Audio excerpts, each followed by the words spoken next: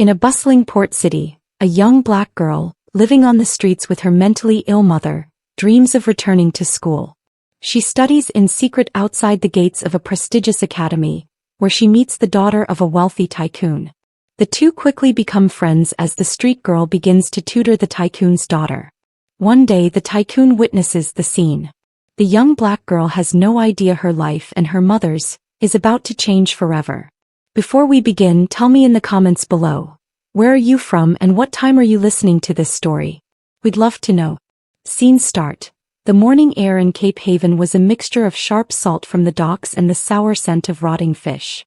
The clamor of shouting vendors echoed through narrow alleyways, punctuated by the deep rumble of a ship's horn. Tucked away from the noise on a stretch of cracked pavement where sunlight never reached sat Amara Brown. She was huddled on a thin sheet of cardboard, her knees pressed tightly to her chest. Beside her, her mother Leora rocked back and forth, muttering to herself, her hands gently clawing at the empty air. Amara had been awake since before dawn, jolted by Leora's sudden sharp scream, a sound filled with a terror from another world. This was their daily routine. A constant battle against the invisible struggles in her mother's mind, followed by the visible ones on the streets. Leaning forward, Amara carefully brushed dirt from her mother's cheek. "It's me, Mama," she whispered, her voice low and soothing. "It's Amara. You're safe." Leora's eyes briefly met hers before sliding away, following something only she could see. A faint smile touched her lips, then vanished into a grimace as she mumbled about rain and broken wings. Undisturbed, Amara reached for a dented tin cup. She stood and walked to the public tap at the corner. The metal handle was cold and stiff, squeaking as she pressed it down until water sputtered out. She cupped a little in her hand, splashing her face, then filled the cup for her mother. The streets were coming to life quickly. Men with hardened hands pushed wheelbarrows full of plantains, and women in bright scarves balanced baskets on their heads. The laughter of children in polished shoes rang out over the clatter of a passing cart. Amara's gaze followed a group of girls in neat plaid uniforms, their backpacks swaying in unison. She was so lost in her thoughts that she didn't notice the cold water on her fingers until it dripped down her wrist. For a brief moment she pictured herself among them, her hair neatly braided, a backpack slung over her shoulder. The image faded, replaced by the harsh reality of her world. She returned to the awning, kneeling beside Leora. "Drink, Mama," she said softly, holding the cup to her mother's lips. Leora took a sip, coughed once and laughed, a short, broken sound that startled a man walking by. He gave them a quick, dismissive glance, the kind that confirmed their presence without offering help, and kept going. Amara had long ago learned that this quick look was the most attention most people would ever give. She lowered the cup and began to straighten her mother's frayed scarf. "We should go," she murmured, slipping an arm under Leora's to help her up. The walk to the market square was short, but it felt long, with Leora stopping every few steps to wave at invisible friends or examine cracks in the sidewalk. The square was a whirlwind of smells: grilled corn, diesel fumes, and overripe mangoes. To Amara it was just another stage. She led her mother to their usual spot near a fruit stall, a place where foot traffic was heavy but patience for beggars was thin. She spread their piece of cardboard on the ground and helped Leora settle onto it. Within minutes the insults began. "You again? Go beg somewhere else." A man with a sack of onions spat near their feet without breaking his stride. Amara felt the warm sting of humiliation, but she kept her eyes down. She had learned early that a reply only made things worse. As Leora began tracing circles in the dust, Amara's eyes drifted toward the far edge of the square. A woman in a wide-brimmed hat was counting change for a customer, her gold earrings flashing in the sun. Amara could almost feel the weight of the coins and hear their satisfying clink. It wasn't greed, it was calculation. Each coin meant a little more food, one more day without hunger. Hours passed in a series of small moments, an old woman dropping a single coin without a word, a child pointing and whispering to his mother, a shopkeeper shouting at them to move. Through it all, Amara's face remained calm, her eyes scanning the crowd and memorizing details the way she always did. A vendor's chalkboard menu, the lettering on a delivery truck, the prices on paper signs. She stored these away like treasures, unsure when she would ever be able to use them. By midday the heat was heavy. Amara stood to refill their cup, passing the same group of uniformed girls from that morning. One of them glanced at her, her eyes sliding over Amara's bare feet and torn dress before turning away, her mouth a tight line. Amara felt the familiar pang in her chest but kept walking. She returned to find her mother humming softly, her head tilted toward the sun. Amara knelt beside her, brushing a strand of hair from Leora's forehead. She tried not to think about the smell of fresh notebooks or the feel of a pencil in her hand, things she had once known. But when another cluster of students passed by, the smallest one juggling a stack of books, Amara's eyes followed them until they were gone. And she thought to herself just loud enough for no one to hear, one day. The afternoon sun in Cape Haven was fierce, casting long golden streaks of light between the buses and market stalls. The air, thick with the smell of diesel and baked bread, clung to your skin. Amara crouched on the curb beside her mother, dabbing at a smear of mud on Leora's cheek with the hem of her dress. Leora leaned against a lamppost, murmuring about clouds that had forgotten how to rain. Amara's hands moved with quiet care as if she were cleaning a cherished doll. She didn't notice the woman watching until a voice spoke above her. "That's a gentle touch you have, little one."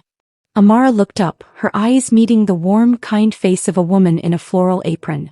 The woman held a paper bag in one hand and had the other on her hip. Her hair was wrapped in a colorful scarf, and her eyes held something Amara was not used to seeing. Interest, not pity. "Here," the woman said, kneeling to be at Amara's level. She pulled a small, still warm bun from the bag along with a cup of milk. The scent of sugar and butter filled the air. Amara froze, her hand hovering near her lap. "Go on," the woman urged, her voice gentle but firm. "It's for you." Amara glanced at her mother, who was still staring at the sky, then back at the woman. Slowly she took the bun, its warmth a small comfort. She bit into it, the sweetness so overwhelming it made her chest ache.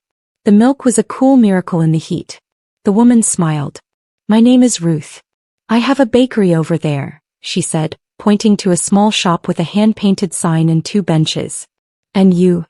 Amara swallowed before replying. "Amara," she said quietly. "That's a beautiful name," Ruth replied. "Do you go to school?" Amara shook her head. "Not anymore." "Why not?" Ruth's voice was curious, not accusatory. Amara hesitated, then told her in a halting voice, about the 2 years she had spent in a classroom, about the woman who had paid her fees until she stopped, and about watching other children pass by with books in their hands. She didn't cry, but her eyes held a profound longing. Ruth listened without interruption. When Amara finished, she said simply, "Come to my shop tomorrow morning. I could use a hand cleaning trays and wiping tables. I can't pay you with money, but you'll eat well. And maybe we'll find you a book or 2. The next morning, Amara was there before the sun had fully risen, barefoot outside the bakery door. Ruth handed her a rag and showed her how to clean the glass, stack the cooling racks and carry trays without tipping them. The air was thick with the scent of warm bread and cinnamon. At the end of the day, Ruth set a plate in front of her with 2 rolls, a slice of cake and a glass of milk. "Eat," she said, watching with satisfaction as Amara's eyes lit up.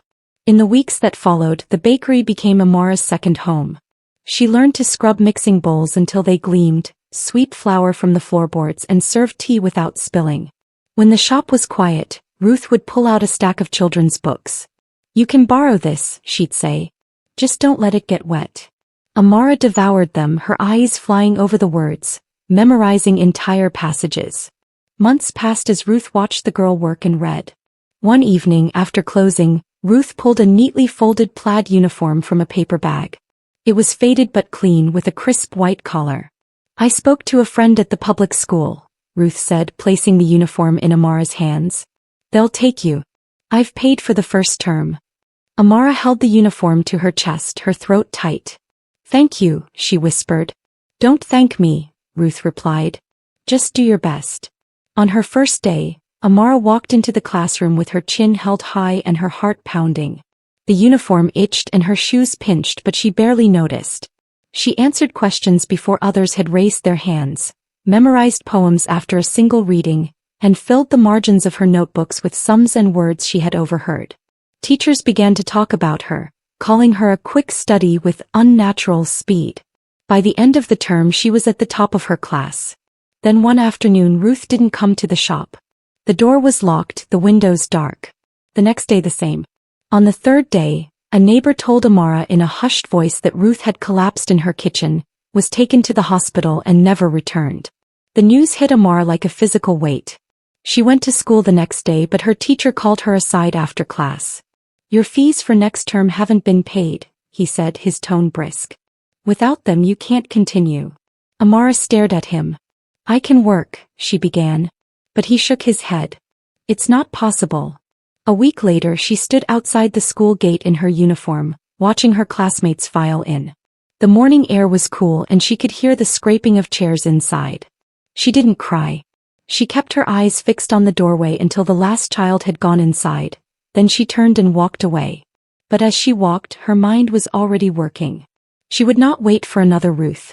She would read anything she could find: old newspapers, discarded flyers, market chalkboard menus.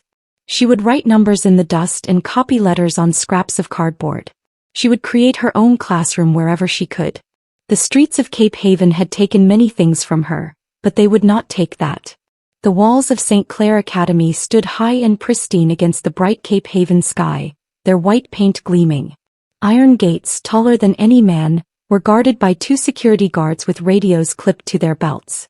Beyond them lay manicured lawns and winding stone paths leading to tall buildings with polished windows that flashed in the sunlight. Amara stood hidden behind a jacaranda tree on the far side of the property, her back against the rough outer wall. She had found this spot weeks ago, the one place where a classroom window was low and open enough for voices to spill out. She crouched there now, her bare feet in the dirt, clutching a piece of cardboard torn from a fruit crate. With a small pencil stub she copied every word she heard, every number the teacher repeated. The teacher's voice rose and fell and Amara mouthed the replies, her brow furrowed in concentration. She knew she might only get 1 sheet of cardboard today before it was too full, and she couldn't waste a single corner. The jacaranda blossoms swayed gently above her, their sweet scent a stark contrast to her intense focus. She didn't hear the soft footsteps until a shadow fell across her cardboard. She looked up sharply, her eyes meeting those of a girl in a crisp navy blazer and plaid skirt. The girl's hair was braided with blue ribbons and the school crest gleamed on her chest. She held a lunchbox in one hand. "What are you doing?" the girl asked, her voice a mix of curiosity and suspicion. Amara froze. "Nothing," she said quietly. The girl tilted her head, her gaze dropping to the scribbles. "That's the math problem we had this morning," she said almost accusingly. "Do you go here?" Amara shook her head. "No." The girl frowned. "Then how?" She glanced at the open window and back at Amara. "You've been listening." Amara's cheeks flushed. "I just want to learn." The girl's expression softened, though her tone still carried a hint of authority. "What's your name?" "I'm Isabella Whitford." She paused as if expecting the name to mean something. Amara just nodded. Isabella crouched down to be at eye level. "I'm not good at math," she admitted in a low voice, glancing over her shoulder. "Everyone knows it. They laugh at me. Even the teachers look tired when I can't get the answers. My dad." She stopped, her mouth a thin line. Then she opened her lunchbox and pulled out a folded worksheet. "Can you explain this one?" she asked, pointing to a difficult fraction problem. Amara studied it, then took the pencil stub and drew a simple diagram on the back of the cardboard. "You see," she said slowly, tracing each step, "they need the same denominator before you can add them. Once you change them, it's easy." Isabella blinked. "That actually makes sense." Her voice held a note of wonder. She looked at Amara differently now, not as a trespasser but as someone important. "Will you be here tomorrow?" she asked. Amara hesitated. "I don't know." "Please," Isabella said, her voice genuine. "I'll bring food." That was the beginning. The next day Amara returned. Isabella appeared with 2 sandwiches and a book. They sat cross-legged, their knees almost touching as Amara explained decimals and Isabella read aloud. Amara would gently correct her when she stumbled over a word, showing her how to break it down. Isabella would laugh when she got it right, the sound like glass chimes in the warm air. Their meetings became a quiet ritual. Isabella brought something to share: an apple, crackers, a magazine. Amara would bring questions pieced together from lessons she had overheard. They also talked about other things. Isabella shared how much she hated the way some girls whispered about her, and how she wished her father would spend more time at home. Amara listened, offering no judgment, only nods and the occasional question. In return, Isabella asked about Amara's life, and Amara told her bits and pieces. The books from Ruth's bakery, the uniform she kept folded under her bedroll, and how she studied signs in the market. Isabella's face would show a hint of guilt, but she never pitied Amara. Instead, she started bringing books from the school library, sliding them across the grass like they were contraband. "We'll read them together," she'd say. Under the Jacaranda, time moved differently. The sounds of the academy were distant and soft, and the two girls built a small world of their own. Isabella's math scores began to improve, slowly at first, then in steady leaps. She would shyly show Amara her graded papers. "You did that," she'd say. "No," Amara would reply. "You did. I just showed you how." In those moments, they were not the roles they were born into, the rich girl in the blazer, the barefoot girl in the dirt, but equals. What neither of them said out loud was how much they needed those afternoons. For Isabella, they were an escape from the pressure of her family name. For Amara, they were a doorway to a place she had been shut out of for too long. And so, each day as the Jacaranda's shadows grew long, they would part with the same promise. Same time tomorrow. The midday sun poured over the Street Clare courtyard, illuminating the banners on the balconies. Rows of chairs faced a stage where bouquets of white lilies stood in tall glass vases. The quarterly honors ceremony had just ended. Isabella had been on the stage only moments ago, her name called for the first time in her years at the academy. Now she sat with Amara at a small stone table under the Jacaranda. Amara's knees were tucked under the bench, her bare toes curling against the smooth stone floor. The hem of her faded dress brushed her shins. She was smiling faintly, her eyes bright with pride for her friend. "You did it," she said softly. Isabella grinned, half thrilled and half embarrassed. "We did it," she corrected, passing Amara a sandwich. The air shifted as heavy footsteps approached. Amara looked up and froze. A tall man in a charcoal suit, his silver tie catching the light, strode toward them with two other men. His hair was neatly swept back and streaked at the temples. His eyes, a sharp, clear blue, moved from Isabella to Amara. Isabella straightened instinctively. "Dad," she said, her voice tight. Thomas Whitford placed a hand on the back of his daughter's chair, his gaze fixed on the girl he didn't know. "Who is this?" he asked, his tone polite but edged with authority. Amara shifted on the bench, the sandwich forgotten in her lap. "This is Amara," Isabella said, her words deliberate. "She's my friend." Thomas's eyes narrowed, scanning Amara's frayed dress and the calloused edges of her hands. "Your friend," he repeated, his words slow. "From where?" Isabella's chin lifted. "She's the one who's been helping me with schoolwork," she said, her voice gaining confidence. "The reason I got that award today." One of the men behind Thomas shifted uncomfortably. Thomas remained still. "You're telling me this girl has been teaching you?" "Yes," Isabella said without hesitation. "Better than anyone else here." Thomas turned to Amara. "Is that true?" She met his eyes for a moment before dropping her gaze to her hands. "I just showed her things I remembered," she said. "I like to learn." "Where do you go to school?" Thomas asked. Amara hesitated. "I don't." His voice softened a fraction. "Why not?" She lifted her eyes, her voice steady but quiet. "My mother is sick. We live near the docks. I had someone who paid my school fees once, but she died. I couldn't go back." Thomas studied her for a long moment. "And your father?" Amara shook her head. "I don't know who he is." Isabella leaned forward, her expression fierce. "Dad, you have to help her. She's brilliant and she's my friend." "Help her how?" Thomas's jaw tightened. "Get her into a school," Isabella said quickly. "And her mom. She needs a doctor." Thomas's gaze returned to Amara. "Your mother," he said. "Tell me about her." Amara's throat worked as she chose her words. "Her name is Leora. She sees things that aren't there. Talks to people no one else can see. Some days she knows me. Some days she doesn't. But she's all I have." Thomas didn't look away. A faint shadow of a memory crossed his face. He had been a boy once, in a narrow tenement, his own mother's hands trembling from an illness no one could name. "Where is she now?" He cleared his throat. "Near the market," Amara said. "She sits on the corner by the fishmonger. People, they avoid her. Thomas nodded once, a decision forming. "Show me," he said. Amara's shoulders tensed. "Sir, you don't have to." "Show me," he repeated, his voice calm and final. Isabella exhaled in relief, giving Amara a small nod. "It's going to be all right." 20 minutes later, the black sedan pulled to a stop on a street that smelled of salt and smoke. Amara stepped out first, her bare feet touching the warm pavement. She pointed toward a low wall. "There," she said.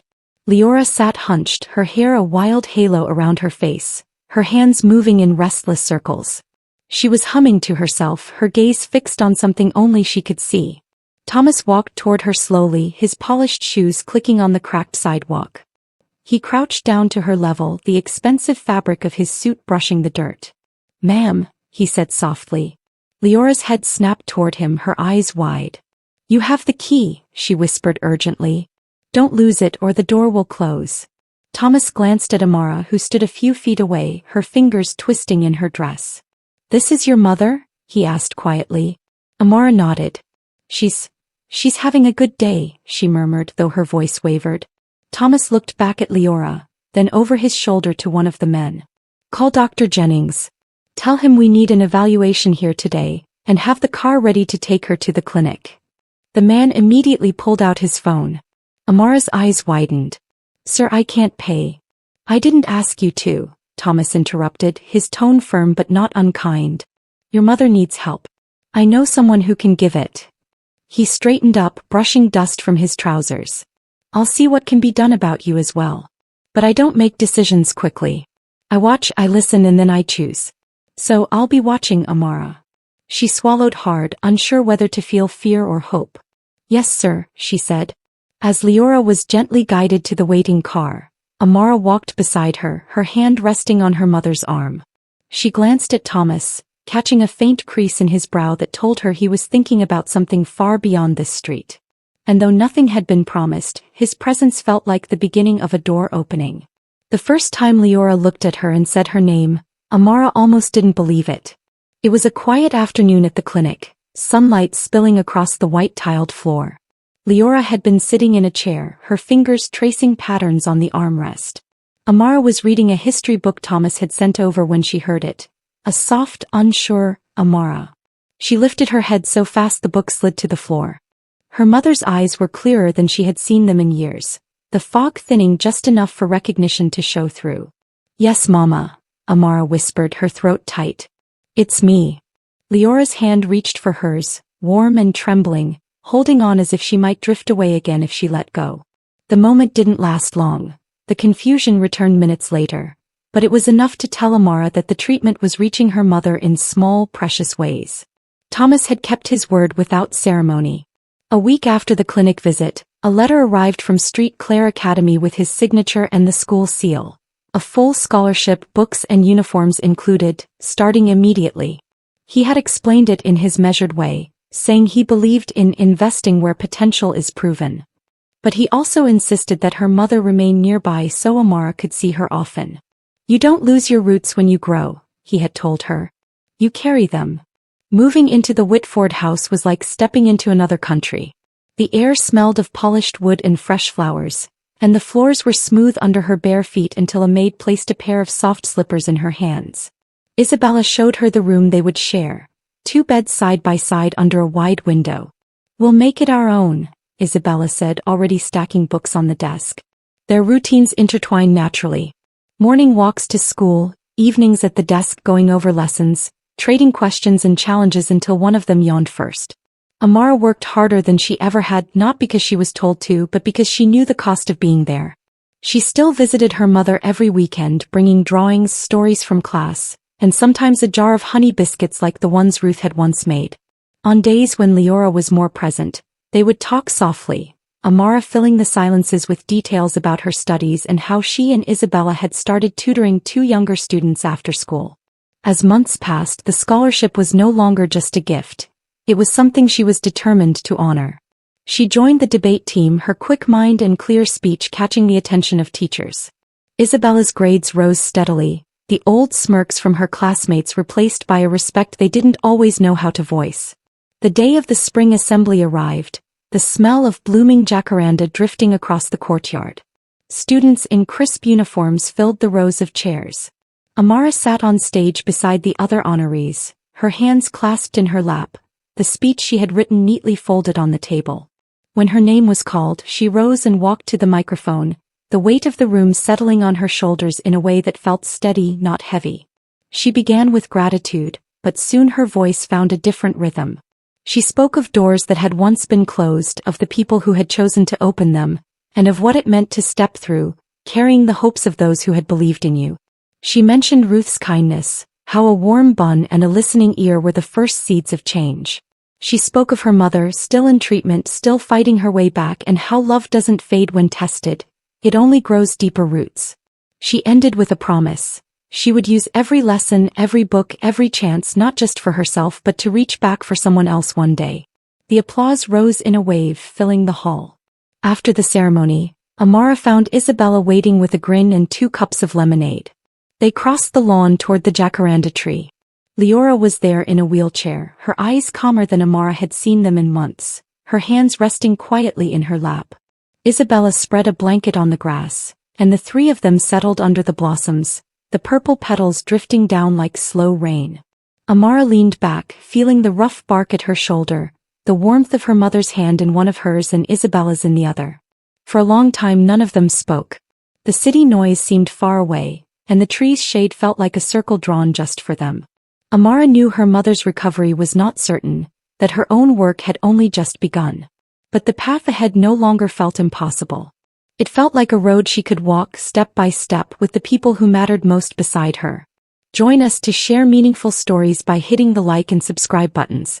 Don't forget to turn on the notification bell to start your day with profound lessons and heartfelt empathy.